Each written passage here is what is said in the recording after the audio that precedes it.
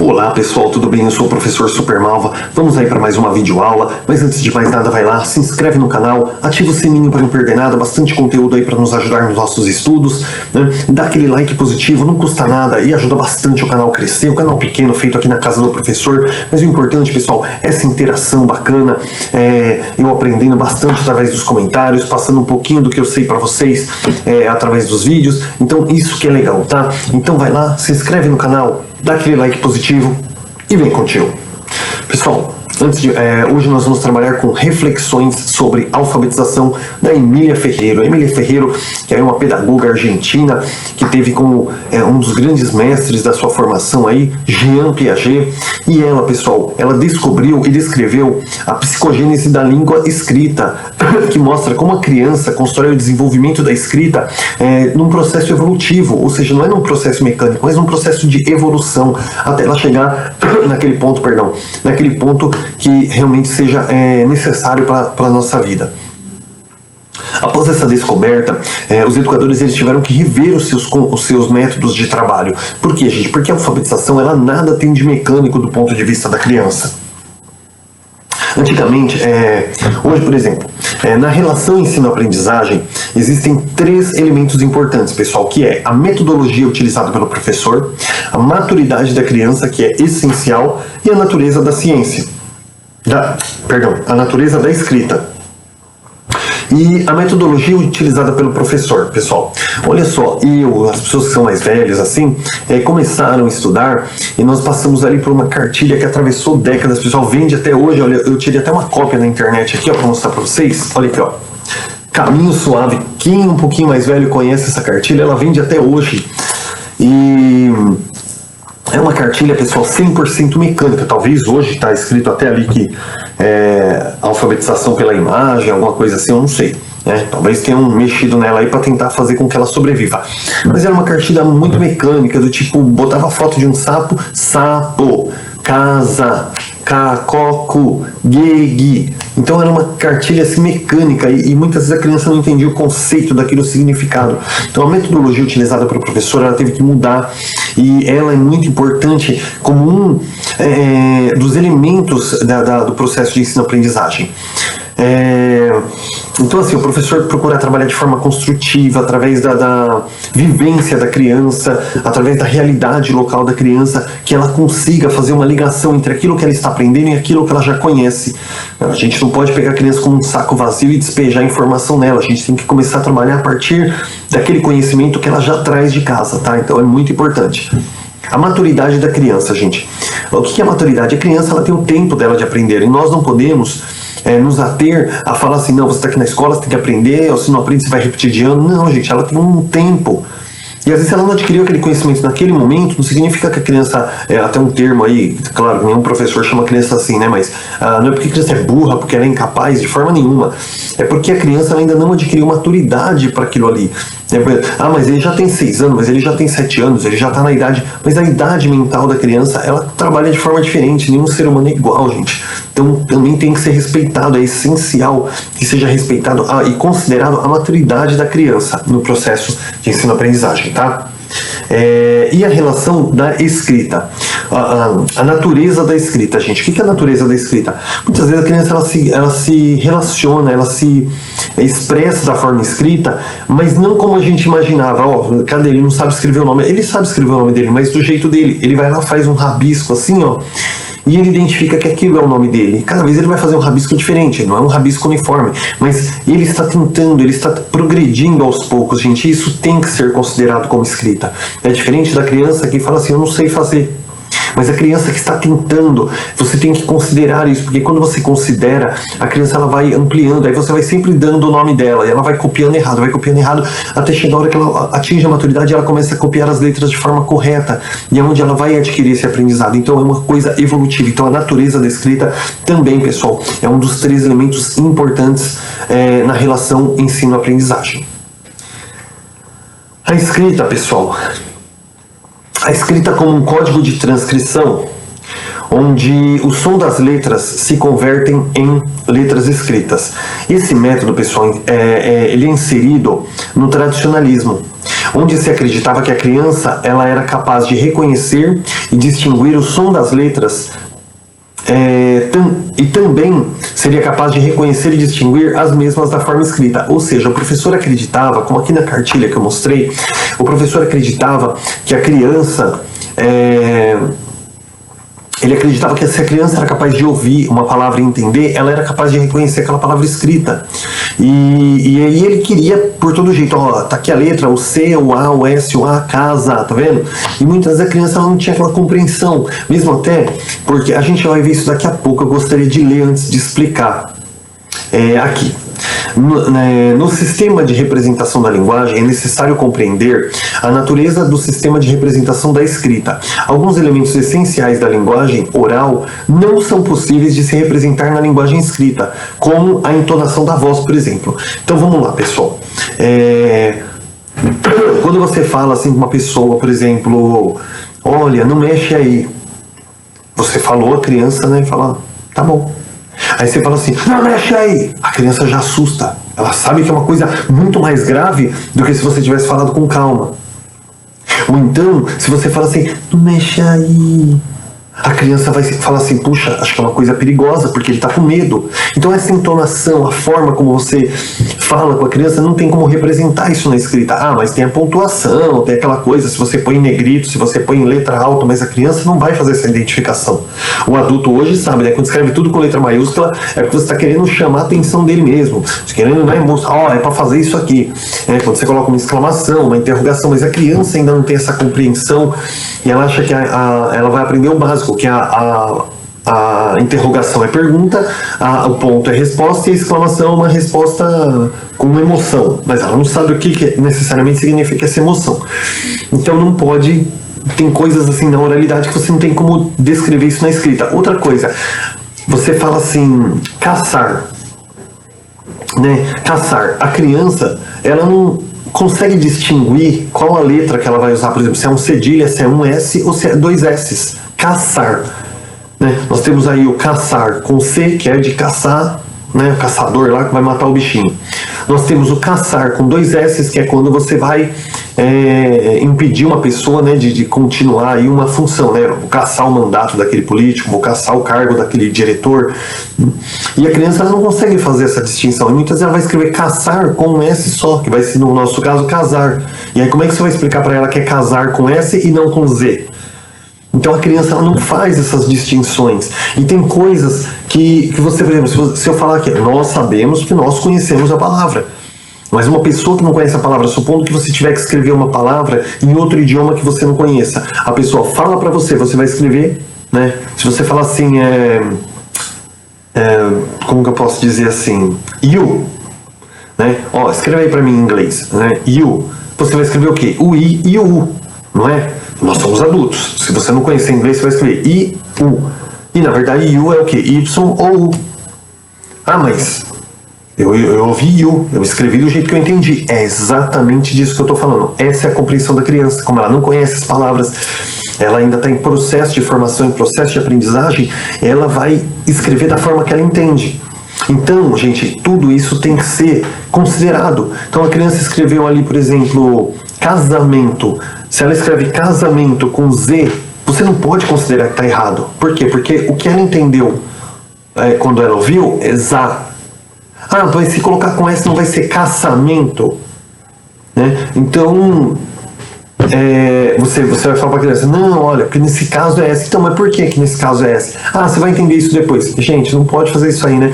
Tem até no filme Os Dois Filhos de Francisco, conta a história do Zezé de Camargo, que o pai, ele não tinha instrução. E aí ele catou uma letra de música e foi ensaiar com os filhos. E aí ele falou lá, não sei o que, é da nação. Aí o filho falou, o que é nação, pai? Aí ele olhou para um lado, olhou para o outro filho. Ah, vamos para frente, filho, vamos para frente. Porque ele não conhecia o significado da palavra. Então, assim, ele não buscou aprender. Olha, filho, o pai vai descobrir, o pai fala para você. Não, ele fala, vamos para frente, não importa. Não importa o que é nação. Canta a música aí, pronto, acabou. E muitas vezes o professor faz isso. Mas você vai entender mais para frente. Então a criança ela já não consegue progredir porque ela não entendeu nem aquele básico ali. Ela não entendeu aquilo ali. E ela vai ficar com o pensamento ali focado naquele casamento com S quando deveria ser com Z. E enquanto ela não entender aquele conceito, ela não consegue progredir em outras coisas. Então, o desenvolvimento da escrita, pessoal, ele tem que ser considerado cada passo processual da criança. Se ela escreve um casamento com Z, você tem que considerar e depois esperar essa maturidade dela para que ela entenda que é com S, aí ela vai corrigir aquilo. E entre outros exemplos aí que a gente pode mencionar. Por isso que ele não pode ser mecânico. O caminho suave, por exemplo, uma cartilha que ou você fazia aquilo ou estava errado. Agora a questão é, você está ali, ó, você está vendo aqui, é só você fazer igual, mas a criança aprendeu o conceito, ela entendeu aquilo, ela entendeu o significado daquilo, tá? Por isso que a Emília Ferreiro veio trabalhar e descobrir com esse conceito contínuo da aprendizagem, uma coisa processual aí. Tem até uma palavrinha aqui que eu esqueci, deixa eu ver aqui no começo. Processo evolutivo, né? A criança ela vai evoluindo na escrita. Vamos lá. A escrita infantil, pessoal, ela segue uma linha de evolução. E ela é distinguida em 3 grandes períodos de evolução, que são: primeiro período, a criança ela faz distinção no modo de representação icônico e não icônico. O que é icônico? Desenho. Não icônico é a escrita, tá? Ícone, ó. Quando você fala icônico, lembra de ícone. Quando você vai lá no banheiro do shopping, lá a criança no banheiro do shopping, ou até mesmo no banheiro da escola, ela vê um menininho ou uma menininha na porta do banheiro. Então ela sabe que o banheiro dos meninos é esse aqui, porque tem um menininho na porta. O banheiro das meninas é aquele ali. Então aqui é uma escrita, é uma leitura que a criança faz. Dá licença um instantinho, perdão. Então, é uma escrita para a criança. Por quê? Porque ela entende aquele ícone já representa para ela a linguagem. Então, ela já está fazendo uma leitura ali, tá? Então, nesse primeiro período da evolução, ela faz a distinção no modo de representação icônico e não icônico, ou seja, quando está desenhado ou quando está escrito. A criança ela tem 2 distinções básicas nesse período, que são: a primeira, ela diferencia o desenho da escrita. Na segunda, ela concebe a escrita em um conjunto de formas arbitrárias e lineares. Ou seja, se você, por exemplo, nesse primeiro período, você falar para a criança assim, faz uma casa, ele vai desenhar a casa. Escreve casa, ele vai fazer um rabisco do lado. Então ele já tem essa noção do que é desenhar a casa e do que é escrever. Ele não sabe escrever casa, mas ele vai fazer um rabisco. E aquilo para ele é a escrita. Porque quando ele olha letras ali, ele não entende a compreensão das letras. Ele acha que a letra é um monte de rabisco. Então ele vai rabiscar do lado. E aquele rabisco, ele escreveu casa. Quando você fala, desenha aí uma bola, ele vai fazer a bola redonda. Escreve bola, ele vai fazer um rabisco do lado. Aquele rabisco, ele está considerando que está escrito bola. Então, isso também tem que ser considerado. Tá? Você não pode falar assim, essa criança aí não sabe escrever. Coitado, tá perdido. Não, ele sabe escrever do jeito dele. E ele vai aprender, vai evoluindo aos poucos. Agora, se você considera que está errado, você bloqueia a criança. A criança, ela nunca vai evoluir. Porque a próxima vez o medo de errar vai ser tão grande que ela vai dizer assim, eu não sei. E ela não vai nem tentar. Isso é uma coisa aí que nos meus 17 anos aí de prefeitura, eu tenho observado bastante na criança. Até mesmo na educação infantil, gostaria de fazer uma grifada aqui, que eu sempre trabalhei com educação infantil. Já tive experiência com fundamental, mas meu foco mesmo sempre foi o infantil. Até mesmo no infantil, você dá uma atividade para a criança e fala assim, tá errado, você fez errado. A criança vai olhar assim, na próxima vez ela vai dizer, eu não sei, porque o medo dela errar, o medo dela levar uma bronca, né, o medo do professor brigar com ela já não vai querer fazer. Então você tem que falar assim, puxa, legal, vamos tentar de novo para ver se fica mais bonito? E aí a criança vai melhorando aos poucos. Então essa valorização é muito importante. Gente, no segundo período da linha de evolução, há uma construção de formas de diferenciação. A criança ela pensa que palavras diferentes se escrevem de forma diferente. É um período também de grande esforço intelectual, pois as crianças estabelecem critérios de diferenciação entre as escritas. Critérios, pessoal, se expressam sobre 2 eixos, o qualitativo e o quantitativo. Então vamos falar de tudo isso aqui que a gente leu. Primeiro, há uma construção das formas de diferenciação, né? Esse período, a criança pensa que palavras diferentes se escrevem de forma diferente. Então se você fala assim, escreve casa, ele vai fazer um rabisco. Se você fala assim, escreve casa grande, ele vai fazer um rabisco maior.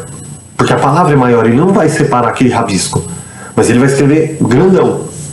Se você falar assim, escreve carro, ele vai escrever um rabisco. Se você falar, escreve aí carro vermelho, ele vai fazer um rabisco grande. Ele também não vai fazer a separação, da mesma forma da casa, porque eu falei casa grande, talvez lembra do jogador lá, né? Mas ele não vai separar, mas ele vai fazer maior, então ele vai fazendo essa distinção. E aí se você falar, escreve casa, ele vai fazer um rabisco. Embaixo, escreve carro, ele vai fazer um rabisco diferente, porque carro e casa não é a mesma coisa. Então ele vai fazer um rabisco diferente, porque ele já tem essa concepção de que carro e casa são diferentes. Então ele não pode fazer o mesmo rabisco, porque senão ele vai escrever casa 2 vezes, tá? Então tem essa diferenciação nesse segundo período. É um período de grande esforço intelectual, pois as crianças estabelecem critérios de diferenciação entre as escritas. Tá, então foi o que eu acabei de falar. É um grande esforço intelectual, por quê? Porque ele não se dá o trabalho mais de apenas rabiscar para representar uma coisa. Ele tem que fazer rabiscos diferentes. Se você fizer um ditado com ele, né, que hoje não é uma coisa muito recomendada, mas se você fizer um ditado, escreve casa, agora escreve carro, agora escreve caminhão, agora escreve pirulito. Cada um ele vai se matar ali para poder tentar fazer um rabisco diferente a cada momento, porque são palavras diferentes, tá? Então por isso que é um período de grande esforço intelectual, porque a criança ela vai buscar diferenciar, porque ela sabe que ela não pode repetir o mesmo rabisco porque são palavras diferentes. Critérios se expressam sobre 2 eixos, o qualitativo e o quantitativo. Qualitativo, claro, a qualidade na escrita, e o quantitativo na quantidade.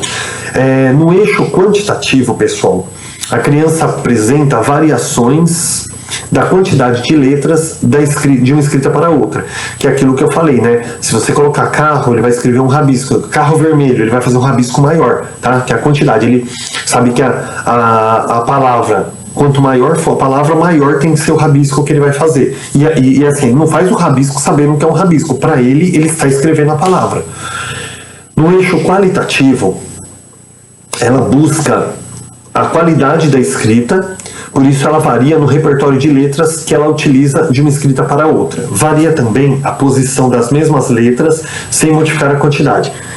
Nesse caso aqui, pessoal, quando fala qualitativo, quando a criança já aprendeu algumas letras, às vezes coloca até o P ao contrário ali, vira um Q minúsculo, né? Mas ela já aprendeu algumas letras. E ela... Ai, entrou um negocinho no olho. E eu tenho um cílio grande, gente, então às vezes eu estou fazendo videoaula, entra um cílio aqui, aquela piscadinha, então vocês perdoam. No eixo qualitativo, a criança já aprendeu algumas letras, então o que ela vai fazer? Essa criança vai começar a utilizar as letras para escrever palavras. E se você falar casa, ela vai botar ali, por exemplo, um P, um A, um C, um O. Se você falar assim, agora eu quero que você escreve sapato, ele vai colocar ali o C, aí ele vai colocar o O, aí ele vai colocar o A, aí ele vai colocar o S. Ele só sabe aquelas 4 ou 5 letras, mas ele vai mudar elas de lugar, porque ele sabe que a palavra é diferente. Então, olha, a mesma coisa que se aplica no rabisco vai se aplicar nas letras. Então ele já não busca mais a quantidade, porque ele já sabe aquelas letras, então ele quer trabalhar com o que ele sabe. Para ele o alfabeto é só aquilo.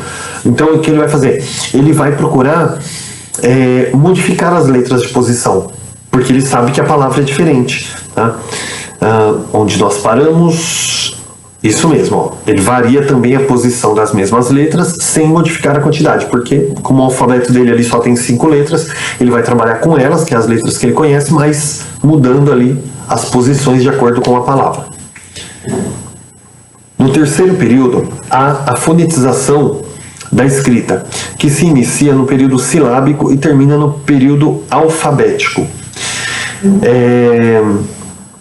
A criança começa a perceber que a quantidade de letras com quem vai escrever uma palavra, ela pode ter correspondência com a quantidade de partes que se reconhecem na emissão oral, ou seja, as sílabas, né? Então ela vai começar ali a associar. Só que ela vai achar assim que cada sílaba, na verdade, é uma letra, né? Cada letra, quando você fala casa, olha, tem 2 letras, o K e o Z. Então ela vai começar a fazer essa associação. Inicia-se assim o período silábico, onde nesse período a criança escreve uma letra para representar cada sílaba. da palavra. Essa hipótese silábica ela é de suma importância, primeiramente porque permite que a criança obtenha um critério geral para regular as variações na quantidade de letras que devem ser escritas, uma letra para cada sílaba da palavra. Ou seja, a criança aí, por exemplo, já vai respeitar. Se você falar assim, por exemplo, uma palavra grande, paralelepípedo, né? Se você fosse trabalhar isso com a criança, ela vai fazer, ó, paralelepípedo, ela vai fazer 7 letras, ou 8, talvez, né? Mas ela vai contar 7 letras, cada sílaba para ela é uma letra. Aí se você colocar assim, ó, pedra, ela vai colocar só 2. Então ela tem essa distinção. Então quanto maior a palavra, lembra do rabisco? Agora com letras. Quanto maior a palavra, maior vai ser a quantidade de letras, porque ela começa a associar. Embora o período silábico com a criança não começa com sílabas, 2 ou 3 letras. O período silábico para a criança começa com letras. Cada sílaba é uma letra, né? Ele começa a fazer essa associação. Pulei alguma coisa aqui.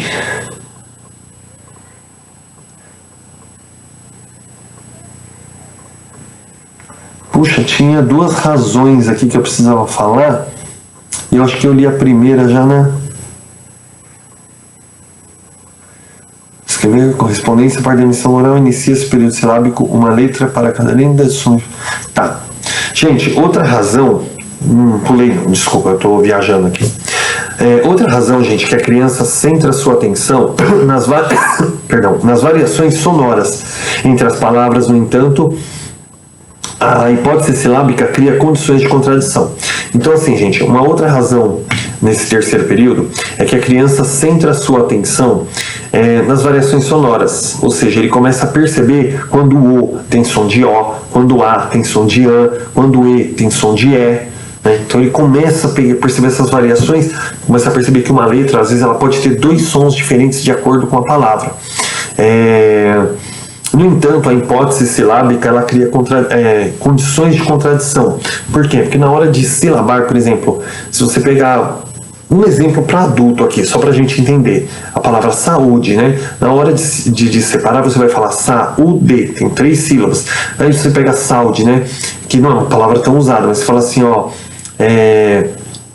eu fui criado no seio evangélico, então, por exemplo, a gente usava muito saúde, né? Que falava assim, ó, saúde o seu pai com a paz de Deus, né? Saúde o seu avô. Então, saúde de saudar, né? É com U também, só que ele não tem um acento. Então, quando você vai dividir saúde, saude, S-A-U, tracinho D-E, saude, né? De saudar. Também...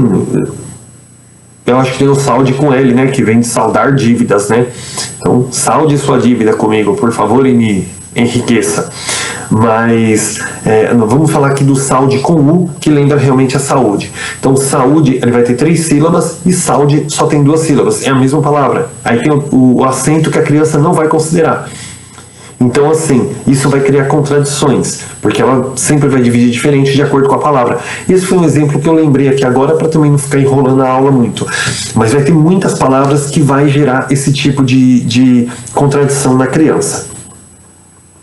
Quando a criança descobre... Gente, eu tô assim meio eufórico, porque eu acho que essa daqui é uma das aulas mais difíceis assim que eu tô fazendo no vídeo. É uma aula muito complexa, muito difícil até de explicar sem ter uma lousa atrás para estar... fazendo aí como fala? Ilustrando, né? Ilustrando a explicação. Então com a ilustração seria bem mais fácil. Mas eu imagino aí que se vocês forçar um pouquinho, é como ler um livro, né? Ler a revista em quadrinho é sempre mais fácil. Mas quando você lê um livro, você tem que imaginar. Então quando eu falei da questão dos rabiscos e tal, se vocês forem, a hora que assistir o vídeo, forem aí fazendo... a representação num papel, vocês vão ter uma compreensão melhor, tá? Realmente isso daqui foi uma das aulas mais difíceis, não porque eu não tenha o domínio do tema, pessoal, não tenho mesmo, ninguém nunca vai ter o domínio sobre nada na educação, né? Mas assim, não que eu não tenha assim, um enfoque grande com o tema, mas é porque é muito difícil tentar passar, porque quando você passa uma outra aula sobre construtivismo, relação família-escola, é muito fácil de passar. Agora, a escrita realmente é uma coisa muito complicada, então peço perdão se de repente eu estou deixando a desejar em alguma coisa. Vamos concluir a aula aqui, pessoal. Quando a criança descobre que uma sílaba não pode ser escrita com apenas uma letra, estamos no último passo da compreensão do sistema socialmente estabelecido. Então, isso não vai acontecer, por exemplo, no primeiro ano, talvez não no segundo ano do fundamental, pessoal. Isso vai acontecer mais para frente, que a criança realmente começa a consolidar essa escrita, ele começa a perceber realmente que, olha, uma sílaba ela não pode ser composta por uma única letra, a menos nos casos de hiatos, né, que é aquilo que a gente explicou sobre a saúde, né? Que aí não tem como, não tem que separar essa sílaba. Mas normalmente a sílaba, ela tem a junção de duas palavras. Casa, C-A-K, S-A-Z-A. Dando um pontinho positivo aí pro Caminho Suave, que trabalhava isso, mas de forma errada, porque trabalhava de forma mecânica, né? Mas é onde ele vai começar a aprender que a sílaba, na verdade, ela é uma junção de 2 ou 3 letras, né? 4, acho que é muito difícil. Tem quaisquer. Então, assim, a junção de 2 ou mais letras. E raramente aí vai ter uma letra separada, né, na sílaba. Então, quando ela começa a ter essa compreensão, nós já estamos aí no último estágio, no último passo aí daquele ponto que a gente realmente quer chegar. O processo de alfabetização, ele não se resume apenas a uma técnica em que a criança deve adquirir para a memorização de letras e sons e palavras. E tampouco existem pré-requisitos para aprender a ler e escrever. A aprendizagem da leitura e da escrita ocorre num processo de construção do conhecimento, processo. Neste processo, a criança participa ativamente, ela pensa que raciocina e inventa buscando compreender a escrita tal como ela existe na sociedade. Então, pessoal, tá aqui, ó, resumindo isso aqui, o processo de alfabetização, gente, ele não se resume numa técnica em que a criança tem que aprender códigos linguísticos ali e aprender a escrever, e muito menos memorizar, que é o que essa cartilhazinha abençoada aqui fazia com a gente, tá? Que não tinha contexto, você simplesmente ia lá, aprendia o que estava aqui, cacocu, que, sa, sa, e a criança, aquilo para ela não fazia não tinha um significado. Tá? Então não é para memorizar, não é para aprender códigos linguísticos. A alfabetização, ela está muito além disso. Ela também coloca que não existe um pré-requisito para aprender a ler e escrever. É um processo que cada criança vai ter o seu tempo, vai ter o seu formato. Então, não é uma coisa assim que você vai falar, olha, vamos pegar de novo aqui, ó, Caminho Suave, ó, tá aqui, é para seguir o que tá aqui. Gente, não pode fazer isso. Tá? Não existe um código, assim, uma regra que você põe e a criança vai aprender. Não, tem todo um processo e cada criança tem o seu tempo e o seu formato de aprendizagem. Aí, ó, a aprendizagem da leitura e da escrita ela ocorre no processo de construção de conhecimento. E nesse processo em que a criança vai participando ativamente, ela vai construindo aos poucos da maneira dela e ela pensa, pensa e raciocina, e inventa buscando compreender, ou seja, ela está procurando aprender, né, a escrita tal como ela existe. Então, quando a criança vai lá, quando a criança vai lá, faz aquele rabisco, ó, desenha a casa, escreveu um rabisco, ela já pensa que ela está escrevendo. E essa construção é importante, a valorização desse raciocínio da criança de que ela já sabe, é muito importante, porque cada vez ela vai evoluindo mais. Quando você fala, tá errado, é para fazer o que tá aqui na Caminho Suave, a criança vai criar um bloqueio. Tá? E eu tive um privilégio, pessoal, a aula já chegou ao fim, mas eu tive o privilégio, pessoal, de não passar muito por isso. Por quê? Porque eu tive uma irmã que 4 para 5 anos ali, quando eu tinha 4 para 5 anos, a minha irmã era mais velha, ela me ensinou a ler e eu consegui aprender a ler. Então, quando eu entrei no prézinho, que hoje não existe mais, o pré, na verdade, hoje seria o primeiro ano, né? E eu não fiz a recreação, que seria hoje o estágio, e eu fui direto pro pré, que seria o primeiro ano. E no pré, pessoal, não se aprendia a ler, não se aprendia a fazer nada. Você aprendia a coordenação motora. Mas eu já entrei no pré sabendo ler. E eu imagino, né? Era o bibelô das professoras, né? Todo mundo, aquele aluno sabe ler, aquele aluno... Porque o prézinho era para fazer coordenação motora, né? Aprender realmente ali, fazer a função do estágio 1, que era aprender a ter o domínio das ferramentas para no ano seguinte começar a pré-alfabetização. E eu já entrei sabendo ler. Quando eu cheguei na primeira série que eu deveria aprender a ler, eu já dominava a leitura, eu lia livros. Eu lia livro, não vou dizer que eu lia A Ilha Perdida, a coleção Vagalume, mas eu já fazia, eu lia jornal, meu avô comprava aquele jornal, nem existe mais hoje, que era o Popular da Tarde, depois virou Diário Popular, depois virou Diário de São Paulo, por aí. E meu avô comprava jornal, eu lia jornal, gente, eu lia as notícias do jornal, né? E aquilo era fantástico, as professoras adoravam. Então eu não fiquei muito dependente do Caminho Suave, porque eu realmente tinha compreensão da leitura, já tinha o domínio, gente. Olha, eu devia ser um X-Men, né, na época. E assim, eu realmente compreendi, eu tinha o domínio da leitura, da escrita, então eu não passei por esse processo, mas é importante nós valorizarmos a criança que passa, porque eu lembro até hoje que eu tive uma amiguinha, eu vou falar o nome porque nunca, quantas Cláudio tem na vida, mas eu tinha um amiguinho chamado Cláudio. E esse menino, gente, ele era um menino que ele tinha muita dificuldade. Eu estudei com ele na primeira série e ele tinha muita dificuldade. E às vezes a gente olhava assim e falava assim, ele é burro, ele é tonto, ele não sabe fazer as coisas. Mas não é. Era um menino que eu tenho certeza que hoje se tornou um grande homem, se tornou uma pessoa iletrada, de repente até um professor como eu, mas ele tinha muita dificuldade, gente. E ele tinha dificuldade porque ele não sabia ler. Agora, eu era expert da sala na época, né? Depois até veio uma decaída nos estudos, mas no começo, assim, eu era aquela criança que já chegou sabendo ler. Então, era muito fácil as coisas para mim, mas aquele menino, ele estava no processo de alfabetização. E a professora teve bastante dificuldade com ele. Eu acredito que ele foi até para a segunda série, que hoje seria o terceiro ano. Ele foi até para a segunda série sem saber ler, porque ele tinha muita dificuldade. Era um menino que eu gostava dele, porque ele era muito bonzinho. Era um dos meus melhores amigos na época lá. Eu lembro até do rosto dele hoje. Puxa vida, eu gostaria de reencontrá-lo. E assim, ele tinha muita dificuldade, gente. E eu lembro muito desse colega. Então eu procuro ver os alunos e lembrando dele, lembrando das dificuldades que ele tinha. E quantas crianças hoje têm aquela dificuldade, muitas vezes o professor acha que a criança é um caso perdido para a educação, e ninguém é um caso perdido para a educação. Simplesmente cada criança tem o seu tempo. Pessoal, mais uma vez quero agradecer a todos vocês aí por essa videoaula. Deixem seus comentários. Se não entendeu alguma coisa, pessoal, volta a videoaula, faz as anotações. Quando eu estiver explicando lá sobre os rabiscos, tal, procura tentar fazer junto com a minha explicação para você ter uma compreensão melhor. E mais uma vez peço desculpas, não é questão de não ter o domínio, a questão é que esse tema é muito difícil, é muito complicado mesmo. Então a gente dá aquela gaguejadinha aqui e ali, mas mostra que eu, assim como vocês, estaremos sempre em processo de aprendizagem, tá? A gente nunca vai saber toda a construção. Tem um termo que é muito usado, que eu faço parte de um grupo e a gente usa bastante esse termo lá, que na vida nós somos eternos aprendizes, né? A gente nunca vai deixar de aprender. Então, eu tenho certeza que se eu voltar a fazer esse vídeo uma próxima vez, ele vai ficar melhor. E um abraço para vocês, um bom estudo e até a próxima aula, pessoal.